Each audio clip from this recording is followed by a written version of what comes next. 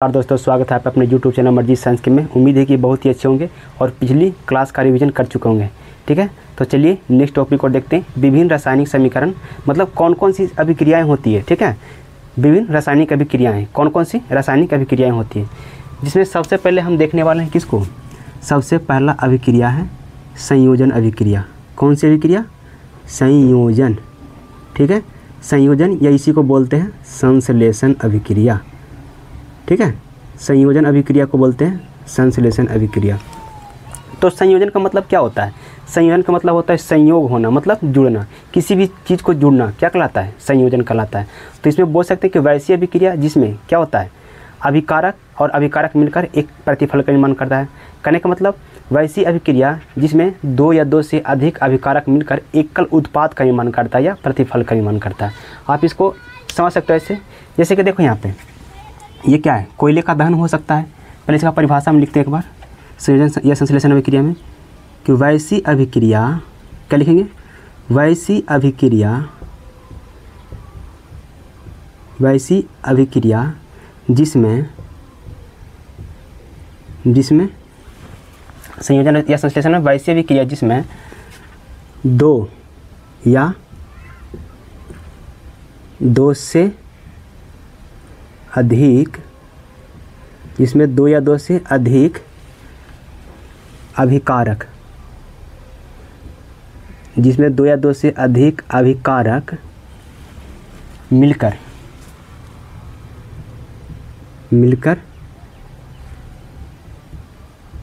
एकल उत्पाद का निर्माण करता है। एकल उत्पाद का निर्माण करता है। ठीक है ना, वैसी अभिक्रिया जिसमें दो या दो से अधिक अभिकारक मिलकर एकल उत्पाद का निर्माण करता है उसे संयोजन क्या कहते हैं? उसे संयोजन अभिक्रिया कहते हैं। ठीक है, जैसे क्या हो सकता है? जैसे कोयले का दहन, मतलब कोयले में क्या होता है? कार्बन। ठीक है, कार्बन जब ऑक्सीजन के साथ चलेगा तो क्या बनाएगा? कार्बन डाइऑक्साइड बनाएगा। ठीक है, तो ये कौन सी अभिक्रिया हुई? संश्लेषण या संयोजी अभिक्रिया, संयोजन बोल सकते हो, संयोजन अभिक्रिया। ठीक है, सेम उसी प्रकार से नाइट्रोजन है। ठीक है, ऑक्सीजन के साथ जुड़कर क्या बनाएगा? नाइट्रोजन ऑक्साइड बनाएगा। ये कौन सी अभिक्रिया है? संयोजन अभिक्रिया। इसी को संश्लेषण अभिक्रिया बोल सकते हैं। कहने का मतलब जब दो या दो से अधिक पदार्थ मिलकर एक नए पदार्थ का निर्माण करेगा, ठीक है, उसको बोलेंगे संयोजन। यानी कि मिलकर कौन निर्माण कर रहा है? अभिकारक कर रहा है। जब दो अभिकारक मिलकर एक प्रतिफल का निर्माण करेगा उसको संयोजन बोलेंगे। ठीक है, तो क्या है? कार्बन क्या अभिकारक है, ऑक्सीजन भी अभिकारक है। तो अभिकारक और अभिकारक मिलकर उत्पाद का निर्माण कर रहा है। कितने उत्पाद का? एक।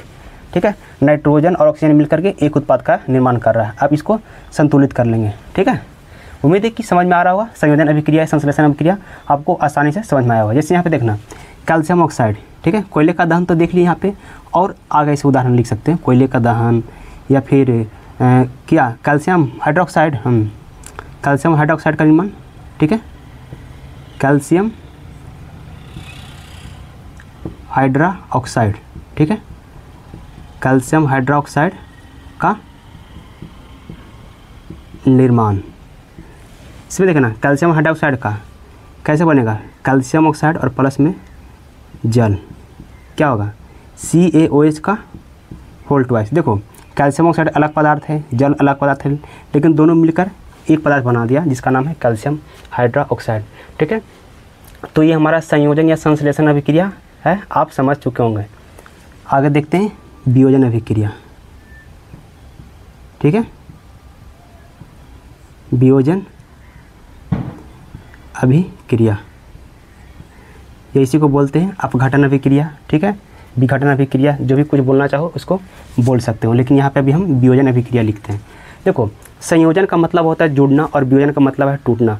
कहने का मतलब जब दो अभिकारक मिलकर एक प्रतिफल का निर्माण कर रहा है तो ऐसा भी तो हो सकता है कि एक प्रतिफल मतलब एक अभिकारक टूट कर दो या दो से अधिक प्रतिफल का निर्माण करे।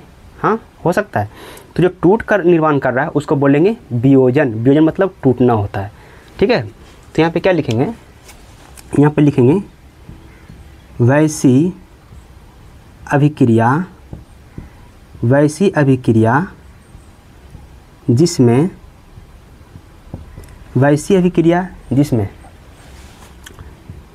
एकल अभिकारक मतलब अकेला अभिकारक, ठीक है, एकल अभिकारक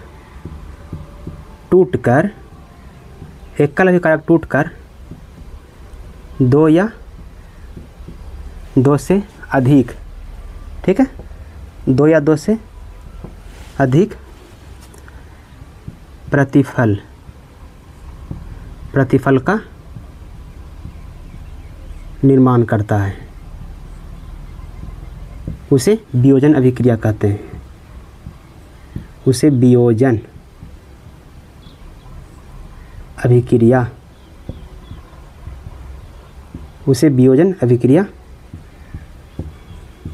कहते हैं, ठीक है। वैसी अभिक्रिया जिसमें एकल अभिकारक टूटकर दो या दो से अधिक प्रतिफल का निर्माण करता है उसे वियोजन अभिक्रिया कहते हैं। जैसे में समझना यहाँ पे जल्द से, कैल्शियम कार्बोनेट का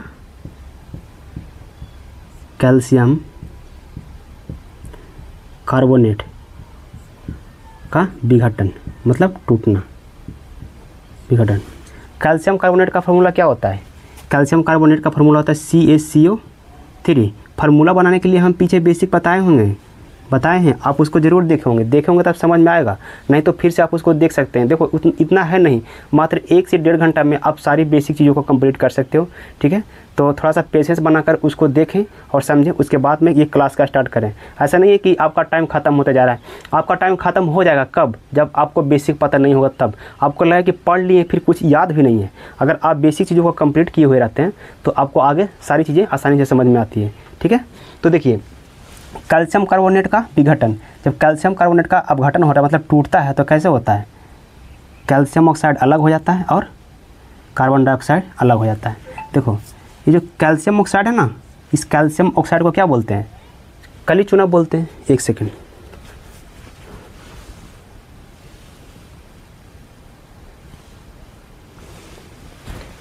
देखिए यहाँ पे ये कैल्शियम ऑक्साइड है, कैल्शियम ऑक्साइड को काली चूना बोलते हैं। यहाँ पे लिख सकते हो, यहाँ पे कैल्शियम ऑक्साइड को काली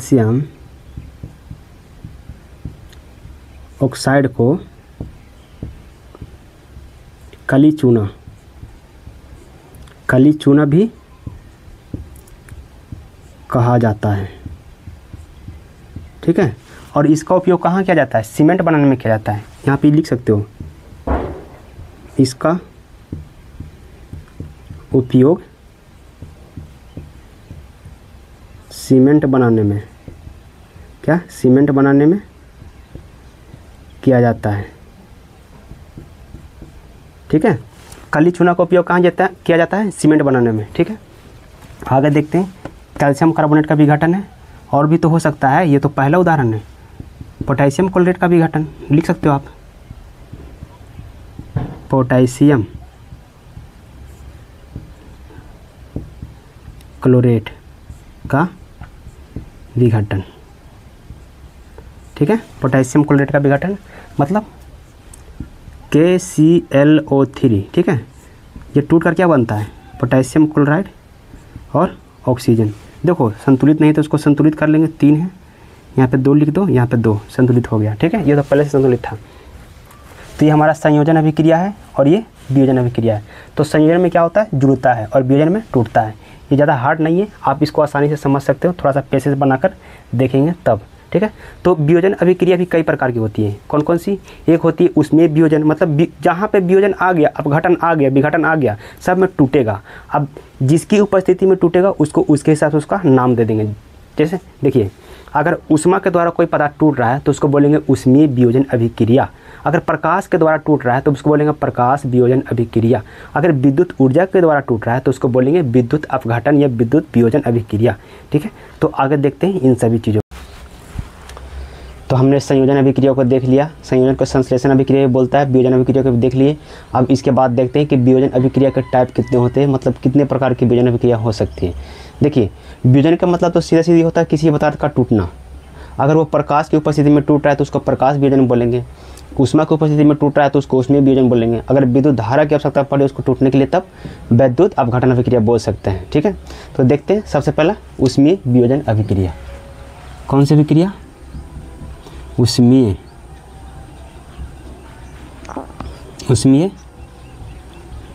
वियोजन अभिक्रिया। ठीक है, तो यहाँ से नाम से ही पता चल रहा होगा, वियोजन मतलब टूटना। कौन सा पदार्थ टूट रहा है? कोई पदार्थ होगा। ठीक है, तो यहाँ पर नाम से पता चल रहा है वियोजन मतलब टूटना। किसकी उपस्थिति में? ऊष्मा की उपस्थिति में। ठीक है, तो अगर ऊष्मा की उपस्थिति में कोई पदार्थ टूट रहा है तो उसको बोलेंगे ऊष्मीय वियोजन अभिक्रिया। जैसे इसके पहले हमने देखा था क्या? इसके पहले हमने देखा था जो वियोजन अभिक्रिया था उसमें कैल्शियम कार्बोनेट था, क्या हो रहा था? टूट रहा था। पोटेशियम क्लोराइड था, वो टूट रहा था, लेकिन किसकी उपस्थिति में टूट रहा था? वही है कैल्शियम कार्बोनेट जो ऊष्मा की उपस्थिति में टूट रहा था। जब उसको गर्म किया जाता है तो वो टूट जाता है कैल्शियम ऑक्साइड और कार्बन डाइऑक्साइड के रूप में। सेम उसी प्रकार से जो पोटेशियम क्लोराइड है उसका भी अपघटन हो रहा था, मतलब टूट रहा था, लेकिन किसकी उपस्थिति में? ऊष्मा की उपस्थिति में, इसलिए उसको भी ऊष्मीय वियोजन अभिक्रिया बोल सकते हैं। ठीक है, देखिए यहाँ पर आप परिभाषा लिख सकते हो। क्या लिखना है परिभाषा? वैसी अभिक्रिया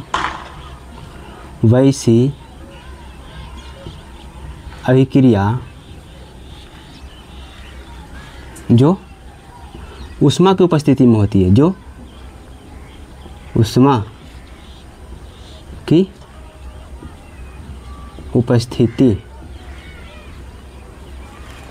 की उपस्थिति में होती है। वैसी अभिक्रिया जो ऊष्मा की उपस्थिति में होती है उसे ऊष्मीय वियोजन अभिक्रिया कहते हैं। उसे ऊष्मीय वियोजन अभिक्रिया कहते हैं। तो ऊष्मीय वियोजन का मतलब समझ गए होंगे कि कोई पदार्थ को अगर गर्म किया जाता है और टूटेगा तो पता है, पक्का है कि मतलब एक से अधिक पदार्थों का निर्माण करेगा। अगर वो अलग अलग प्रकार के पदार्थों का निर्माण कर रहा है तो उसको बोलेंगे वियोजन हो रहा है, मतलब टूट रहा है, अपघटन हो रहा है। ठीक है, इसे देखना, कैल्शियम कार्बोनेट क्या है? Calcium carbonate. जब कैल्शियम कार्बोनेट को गर्म किया जाता है मतलब इसमें ऊष्मा दिया जाता है। ठीक है, इसमें ऊष्मा दिया जाता है कैल्शियम कार्बोनेट को, तो क्या होता है? ये कैल्शियम ऑक्साइड CaO और Ca2 में टूट जाता है, कार्बन डाइऑक्साइड में टूट जाता है। ठीक है, तो कैल्शियम ऑक्साइड को कली चूना बोले थे, याद होगा। आगे देखते हैं इसका उदाहरण एक और, पोटेशियम क्लोरेट का अपघटन या विघटन। ठीक है, आप यहाँ पे लिख सकते हैं कैल्शियम कार्बोनेट का अपघटन। ठीक है, सेम उसी प्रकार से यहाँ पे लिखते हैं हम पोटेशियम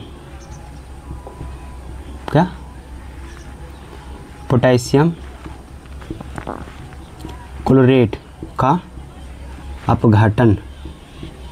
अपघटन बोलो, विघटन बोलो, वियोजन बोलो, सब सेम ही है, मतलब टूटना ही होता है। ठीक है, पोटेशियम क्लोरेट का फॉर्मूला क्या होता है?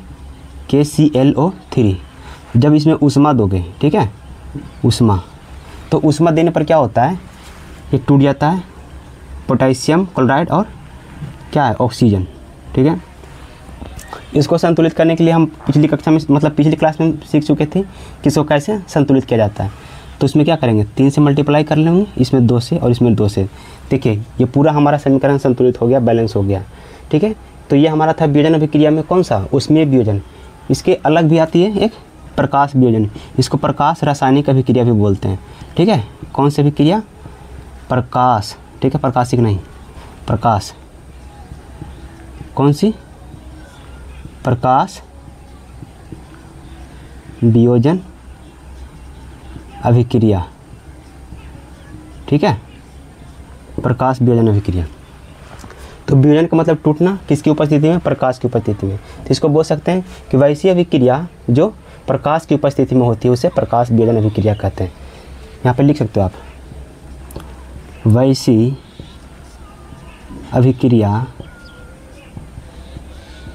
अभिक्रिया जो प्रकाश की उपस्थिति में होती है,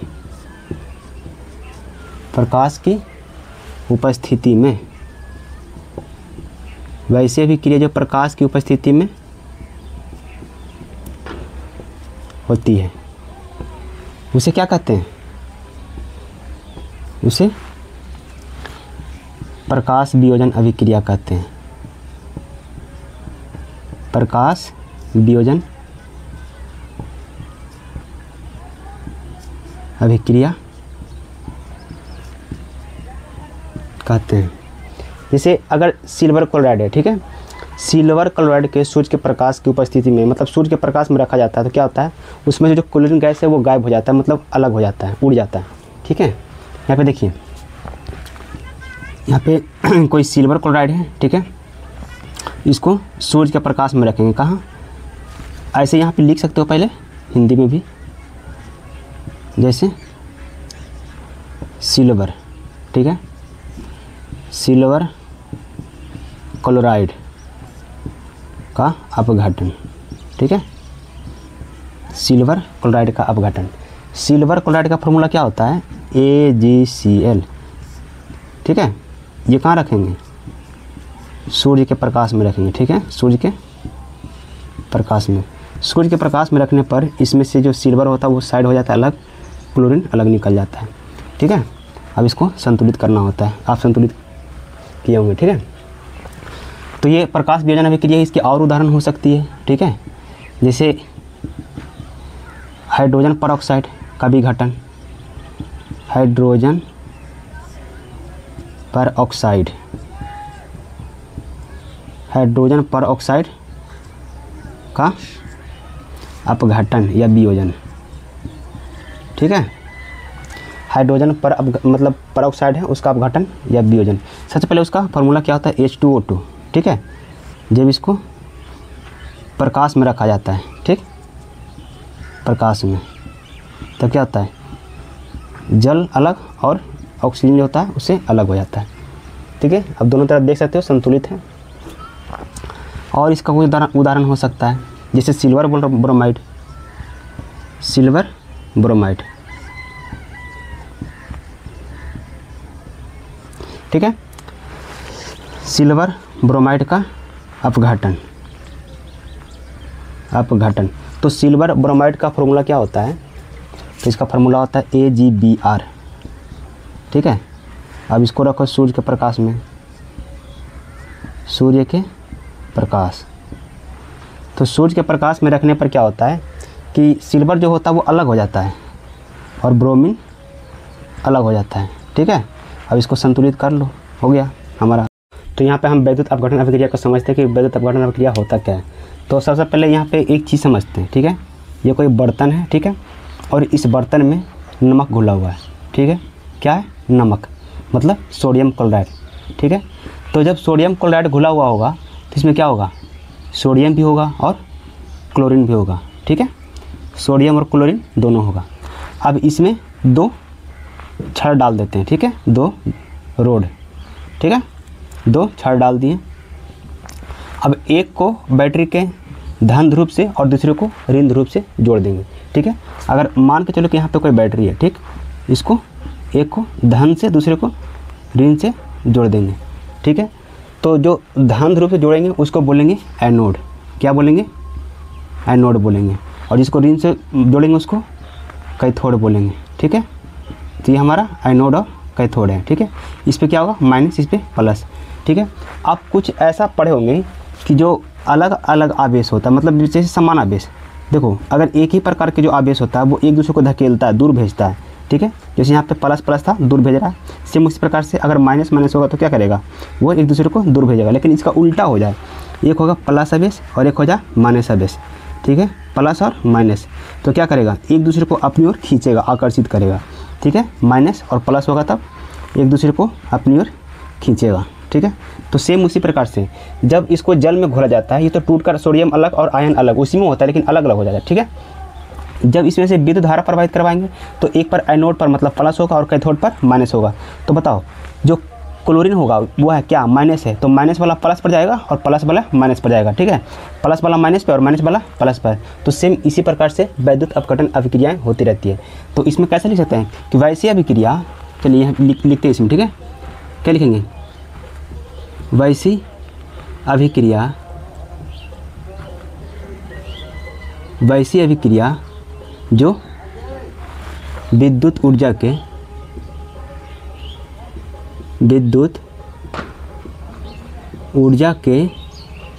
उपस्थिति में, वैसी अभिक्रिया जो विद्युत ऊर्जा के उपस्थिति में होती है उसे क्या कहते हैं? उसे वैद्युत अपघटन अभिक्रिया कहते हैं। ठीक है, उसे वैद्युत अपघटन अभिक्रिया कहते हैं। ठीक है, क्या करेंगे जब मतलब वैद्युत अपघटन अभिक्रिया करवाने के लिए जिसका भी करवाएंगे उसको पहले जलीय विलयन बना लेंगे। ठीक है, और उसमें 2 अलग अलग ध्रुव डालकर उसमें क्या करेंगे, बैटरी से जोड़ देंगे, विद्युत धारा प्रवाहित करवाएंगे। विद्युत धारा प्रवाहित करने से क्या होता है, जो धन आयन होगा वो ऋण पर चला जाएगा और ऋण वाला होगा वो धन पर चला जाएगा। ठीक है, जैसे यहाँ पे देखते हैं, जैसे किसका, सोडियम क्लोराइड का, सोडियम क्लोराइड के जलीय विलयन का अपघटन, जलीय विलयन का वैद्युत अपघटन। ठीक है, वैद्युत अपघटन। ठीक है, तो सोडियम क्लोराइड क्या था, NaCl, जलीय विलयन है। अब इसमें क्या प्रवाहित करवाएंगे, विद्युत ऊर्जा, विद्युत ऊर्जा प्रवाहित करवाएंगे। ठीक है, तो विद्युत ऊर्जा प्रवाहित करने से क्या होता है, ये सोडियम अलग क्लोरीन अलग टूट जाएगा। ठीक है, सोडियम अलग और क्लोरीन अलग।